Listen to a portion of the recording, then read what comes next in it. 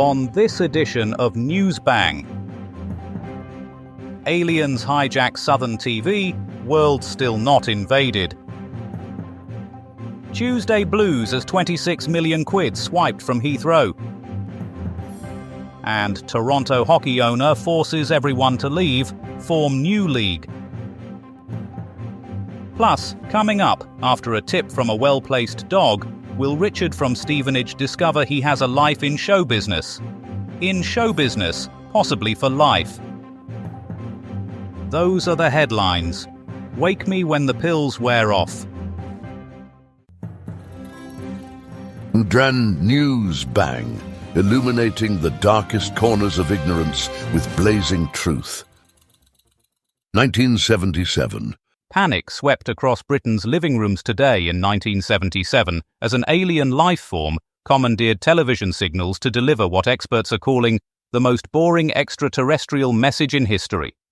The being, identifying itself as Vrilon from the Ashtar Galactic Command, interrupted scheduled programming to warn humanity about nuclear weapons, only to be drowned out by complaints about missing crossroads. Doris Butterworth of Basingstoke reported, "There I was, enjoying my evening tea, when this extraterrestrial git starts banging on about peace and harmony. I thought it was my husband Gerald having another funny turn." The Independent Broadcasting Authority launched an immediate investigation, only to discover their entire security system had been bypassed by what appears to be a bloke with a Tandy electronics kit and too much time on his hands. The 6-minute transmission ended with what witnesses describe as a sort of cosmic burp, leading scientists to conclude that even advanced alien civilizations struggle with dinnertime interruptions. 1983. Britain was rocked to its core today as shocking new evidence emerged about the infamous Brink's mat robbery. The heist, which saw 6 men steal £26 million worth of precious metals from Heathrow Airport, has been revealed as nothing more than an elaborate attempt to collect ingredients for a really fancy birthday cake. Security guard Anthony Black, who helped the gang gain access, claims he thought they were simply collecting sprinkles. "I mean, who needs 3 tons of gold?" said Black from his luxury villa in Spain. "I just assumed they were very ambitious bakers." The sophisticated money laundering operation that followed has now been exposed as a series of car boot sales in Basildon. Local resident Doris Pumpernickel recalls they were selling gold bars labelled as slightly used doorstops for 50 pence each. "I bought 17. Lloyds of London, who paid out the largest insurance claim in history, are now demanding their money back in weekly instalments of £2.50. A spokesman said, "We've learned our lesson. From now on, we're only insuring against sensible crimes, like having your face stolen by pirates." Tatende 1917. Shocking scenes from the ice rinks of Canada today as the National Hockey League emerged from a bitter dispute that witnesses described as basically a massive punch-up in suits. The scandal erupted when Toronto Blue Shirts owner Eddie Livingston refused to share his players, claiming he'd already named them and given them matching outfits. In what historians are calling the Great Hockey Hissy Fit of 1917, rival team owners stormed out of the NHA, formed their own league, and took all the good players with them. "It was like watching divorced parents fighting over the kids," said veteran ice sweeper Clarence Frosty McGee, except with more teeth flying around. The dispute reached its climax when Livingston attempted to claim ownership of the colour blue, leading to a dramatic courtroom scene where he appeared painted entirely in azure. The judge, reportedly unmoved by this display, ruled "Amsi amten succellus, amakobi and supine bikes si se sen itiok finds entiok ybb lon ki anaect wine to everyone, you absolute weapon." The newly formed NHL went on to dominate professional hockey, while Livingstone was last seen trying to trademark the concept of ice itself. Sources say he's still waiting for the paperwork to thaw. Newsbang, where the winds of satire carry truthful echoes. And now, here to bring us the forecast with all the subtlety of a tectonic plate shift, it's Shakanaka Giles.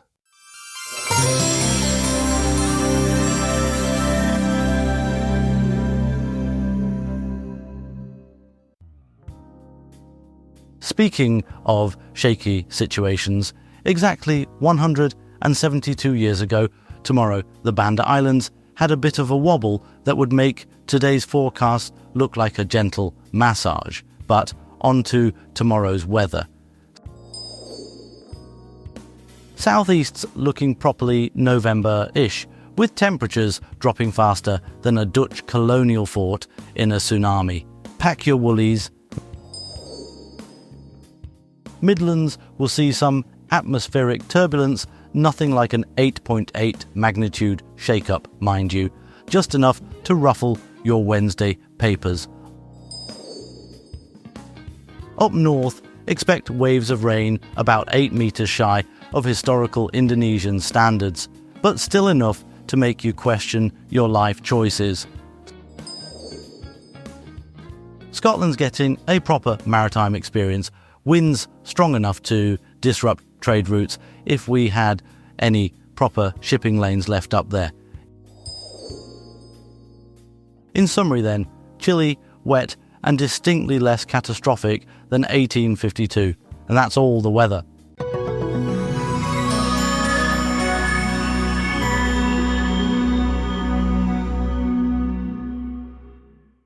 Ulysses, 1939. The year is 1939, and the Soviet Union has taken theatrical politics to new heights with the so-called Manila incident. Staging an attack on their own soil, they pointed the finger squarely at Finland, a maneuver so brazen it left even the League of Nations saying, "You're out." This explosive act set the stage for the Winter War, a conflict that saw Finland lose territory but not its independence. For more on this Soviet sleight of hand, we turn to Brian Bastable, who's standing by in history's icy archives. This is Brian Bastable reporting from the Finnish border, where Soviet artillery shells are raining down like communist confetti at a dictator's birthday party. The smell of cordite mingles with my breakfast porridge, which I'm now wearing thanks to that last blast. Just moments ago, I witnessed 7 shells landing in the Soviet village of Manila. Peculiar thing that they seem to come from behind the Soviet lines. But who am I to question the trajectory of high explosive ordnance? Duck. There goes another one. The Soviets are claiming Finnish aggression, though I've just watched 3 NKVD officers high-fiving each other while hastily packing away their artillery pieces. One of them dropped his false Finnish uniform in the mud. Rather embarrassing, really. I'm now crawling through the snow toward what appears to be, yes, a group of Finnish border guards playing cards and drinking coffee some 20 kilometers from where these shells landed. They seem remarkably relaxed for a group supposedly bombarding their neighbors. Massive explosion. Oh dear, there goes my other leg. But the show must go on. The Soviet diplomatic corps is already drafting strongly worded letters faster than you can say pretext for invasion. I've just been handed one. It appears to be written in advance and dated for tomorrow. This is clearly the most suspicious false flag operation since my Aunt Mildred claimed her cat wrote her tax returns. Brian Bastable freezing his remaining limbs off in Manila for Newsbang. 1983. And now, a leap back to this day in 1983, when Britain witnessed its largest gold heist. 6 robbers, armed with insider tips from a security guard named Anthony Black, sauntered into the Brink's mat warehouse at Heathrow and made off with 26 million in gold, diamonds, and cash. The aftermath? A tangled web of laundering, murders, and payouts so hefty Lloyd's of London had to loosen its belt. Only half the stolen gold was ever recovered. The rest, presumably, is now adorning the necks of very well-dressed criminals. For more, here's Ken Schitt, who's been digging into the archives and possibly the vaults themselves. I'm standing outside what used to be the Brink's mat warehouse at Heathrow, where 6 grade A bastards pulled off what can only be described as the mother of all heists. 3 tons of gleaming gold bullion, diamonds that would make your eyes water, and enough cash to make a banker blush. All gone in a flash of criminal genius and testicle-crushing violence. These criminal masterminds, aided by a security guard with all the loyalty of a snake in a suit, stormed in here wielding the kind of threats that would make your grandmother's hair curl. They discovered more than they bargained for. $26 million worth of more. That's enough to make even the Queen's corgis sit up and beg. The gold vanished into thin air, melted down faster than a chocolate bar in hell, while Lloyd's of London had to write a check so big it made their accountants cry. Most of that precious metal is still out there somewhere, probably adorning the wrists and necks of Costa del Crime's finest. This wasn't just a robbery, folks. This was the crime that changed Britain forever, leaving a trail of dead bodies, broken promises, and enough paperwork to wallpaper the Houses of Parliament. 3 tons of gold, gone. Like my ex-wife's affection, it vanished without a trace. This is Ken Shit, reporting on the day Britain's criminal underworld struck gold and our insurance premiums went through the bloody roof. Back to the studio. 1977. On this day in 1977, Southern television viewers were treated to an unscheduled interruption by none other than Vrilon of the Ashtar Galactic Command. The 6-minute broadcast, a blend of cosmic warnings and oddly polite demands, caused widespread alarm, UFO fever, and a spike in sales of tin foil hats. Despite an investigation by the Independent Broadcasting Authority, the culprit remains as elusive as a proper explanation for the phrase Galactic Command. Decades on, the event is a cornerstone of extraterrestrial folklore, or perhaps just a reminder to lock your signal box. Over to Hardened and Pesto, who's investigating the legacy of this out-of-this-world intrusion. I'm here with Professor Wendy Crackleburst, head of extraterrestrial communications at the University of Hampshire, who witnessed the entire incident firsthand. Pesto, can you confirm exactly what happened during the broadcast interruption? Well, Martin, according to witnesses, a being calling himself Vrilon appeared on television and demanded everyone immediately hand over their cheese. That's not correct at all. The message was about weapons of evil and human advancement. Professor Crackleburst here says the alien was wearing a tin foil hat and speaking in a Brummy accent. Pesto, are you actually listening to the professor? The alien also requested that all humans learn to juggle by Thursday. I never said anything remotely like that. The transmission lasted 6 minutes and warned about humanity's destructive path. Professor, could you please clarify what actually occurred? It was a sophisticated technical intrusion that overrode only the audio signal while... Breaking news. Martin, the alien has just demanded all dogs must wear pants. Pesto, stop making things up. Professor, please continue. As I was saying, this required considerable expertise to... The alien's now doing the hokey-cokey. Pesto, I want you to stand absolutely still and not speak until I tell you to. But Martin, the alien's teaching everyone the YMCA dance. Ladies and gentlemen, that was Hardened and Pesto, who will shortly be pursuing a career in interpretive dance. 1842. In 1842, Reverend Edward Sorin founded the University of Notre Dame in Indiana, armed with faith, 524 acres, and presumably a very sturdy pair of boots. Overcoming isolation, financial woes, and frontier chaos, the university rose from the ashes of literal fires to become a beacon of academic and spiritual fusion. Father Sorin's French flair infused Catholic traditions with intellectual ambition, impacting both students and local native communities. For more on this tale of resilience and education, we turn to Melody Wintergreen in the United States. Northern Indiana, 1842, a land of frozen tundra, howling winds, and a French priest with a dream.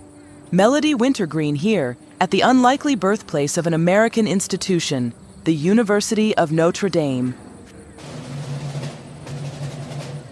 Father Edward Sorin bless his pioneering soul, has just planted a cross and a cornerstone in these snowy fields. He's calling it l'Université de Notre-Dame du Lac, which sounds a whole lot fancier than that one school in the middle of nowhere. He's got 524 acres, a handful of Holy Cross brothers, and enough faith to move mountains, or at least build a university on top of one. But it's not all Hail Marys and high grades out here on the frontier. Isolation, financial woes, and the occasional raging inferno. Father Soren's facing challenges that would make a lesser man run for the hills. Or back to France. But he perseveres, driven by a vision of a Catholic educational powerhouse that will rival the finest universities in Europe.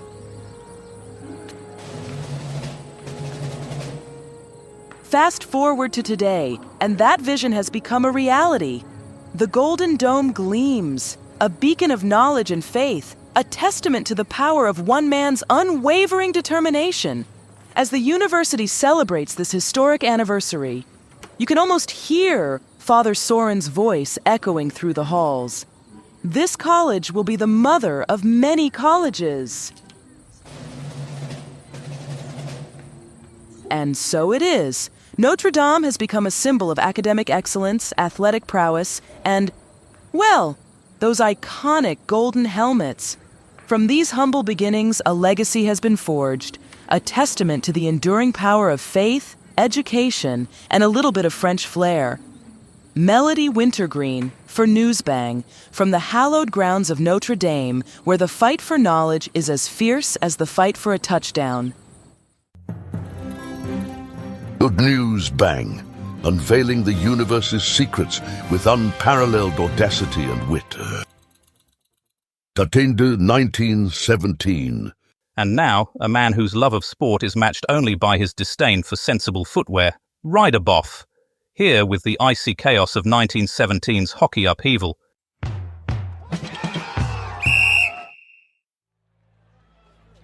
And now, breaking news from 1917, where the National Hockey Association has descended into what can only be described as a frozen farce.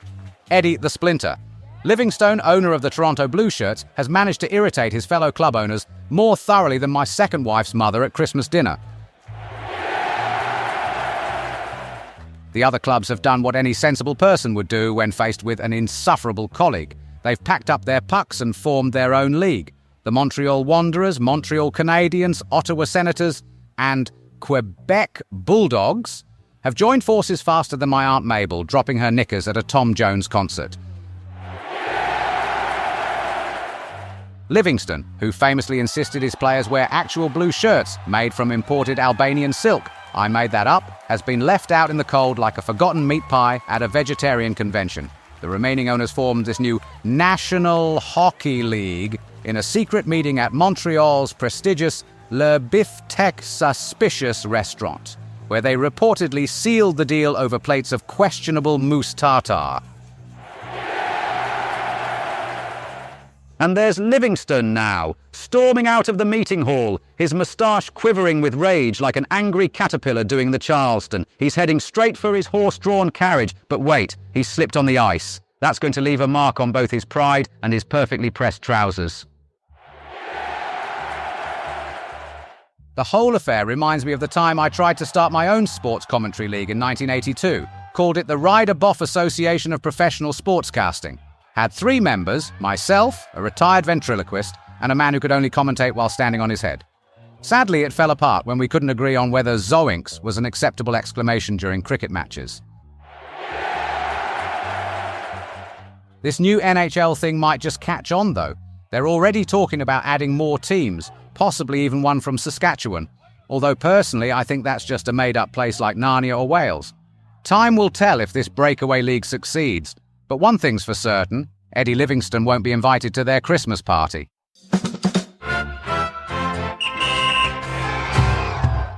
For the latest on Britain's roads, or what's left of them, Polly Beep joins us with a tale of maritime mayhem meeting motorway misery. Good evening, road warriors. Breaking news from Kethole Reach near Sheerness, where HMS Bulwark has just decided to redistribute itself across several postcodes. If you're planning to use the A249 Sheppey crossing or the A250, expect significant delays due to falling ship parts and startled seagulls making emergency landings. The explosion has caused a rather inconvenient traffic build-up on the B2231 into Sheerness, primarily due to concerned relatives, naval personnel, and enthusiastic collectors of unexpected ship memorabilia. We're seeing tailbacks stretching as far as the A2 at Sittingbourne. The Medway ports are experiencing what we're calling a nautical navigation nightmare, with rescue vessels creating quite the maritime conga line. If you're heading anywhere near the Thames estuary, expect significant maritime congestion as boats queue up like it's the January sales. For those of you planning to use the A250 coastal route, be advised that visibility is somewhat compromised by floating cordite. The local constabulary suggests taking the B2007 instead, unless you fancy your car wearing bits of battleship as accessories. And finally, if anyone spots a ship's compass somewhere between Sheerness and Canterbury, do let us know. Back to you in the studio, Jeffrey.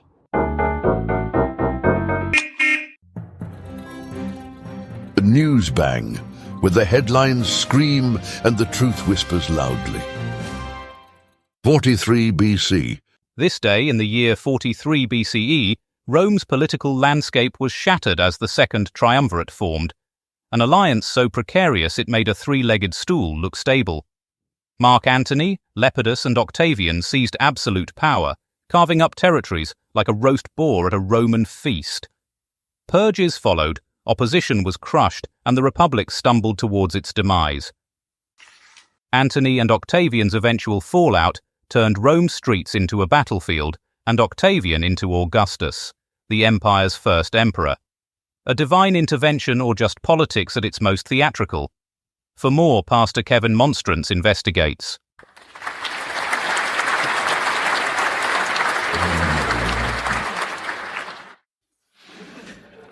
Good evening, blessed viewers. Before I begin tonight's historical tale, I must mention our dear producer Martin Bang is in quite a state. Poor chap's been trying to recreate ancient Roman feasts in the staff canteen. Last week he served dormice in honey to the cleaning lady. She's still off sick, though whether from the dormice or the shock of being force-fed them, we're not quite sure. Speaking of peculiar trios, back in 43 BC, three rather ambitious fellows decided to form what they called the Second Triumvirate. Now, I'm reminded of a joke about three men who walked into a bar: a general, a banker, and a politician. But we'll get to that in a moment. You see, these three chaps, Mark Antony, Lepidus, and young Octavian, were a bit like our production team here at Newsbang. Mark Antony was like our Martin Bang, full of grand ideas and peculiar dietary requirements. Lepidus was rather like our sound engineer Keith. Nobody quite remembers what he does, but we keep him around anyway. And Octavian, well, he was like our intern Timothy, young, ambitious, and absolutely determined to take over everyone's job eventually. Now about these three men who walked into a bar. The general says, "I'll have whatever the strongest drink is." The banker says, "I'll have whatever's most expensive." And the politician says, "I'll have whatever's most popular with the voters." The bartender looks at them and says, "Might I suggest the house special? It's called Absolute Power. It corrupts absolutely." But back to our triumvirate. They divided up the Roman world between them, much like how Martin divides up the office biscuit supply, unfairly and with much subsequent grumbling. Mark Antony got the East. Lepidus got Africa. Poor chap. And young Octavian got Italy and the West. Rather like how Martin keeps the chocolate digestives, gives Keith the rich tea, and leaves young Timothy with whatever crumbs are left. The thing about these three Roman chaps is they weren't exactly the best of friends, rather like last week when Martin tried to unite our production team with a trust-building exercise. He had us all dress up in togas and recreate the assassination of Caesar. Unfortunately, he forgot to mention it was just pretend. and poor Timothy got rather carried away with his plastic dagger. Keith's still wearing the bandages. But you know what they say about three being a crowd, especially when one's plotting against the other two, one's completely useless, and one's off in Egypt chatting up the local queen. Which brings me back to our three men in the bar. The bartender finally serves them their drinks, but before they can enjoy them, they all start arguing about who should pay the bill. The general threatens to call his army, the banker threatens to foreclose on the bar, and the politician threatens to regulate alcohol out of existence. In the end, they decide to split the bill three ways, just like our triumvirate split the Roman world, and just like the triumvirate, it all ended in tears, togas, and someone getting stabbed with a fork. Though in our case, that was just Martin trying to eat his dormice. The moral of the story? Never trust a man who serves you dormice, never split an empire three ways, and never ever let Martin Bang organise the office Christmas party. Last year's toga-themed disaster is still under investigation by the Health and Safety Executive.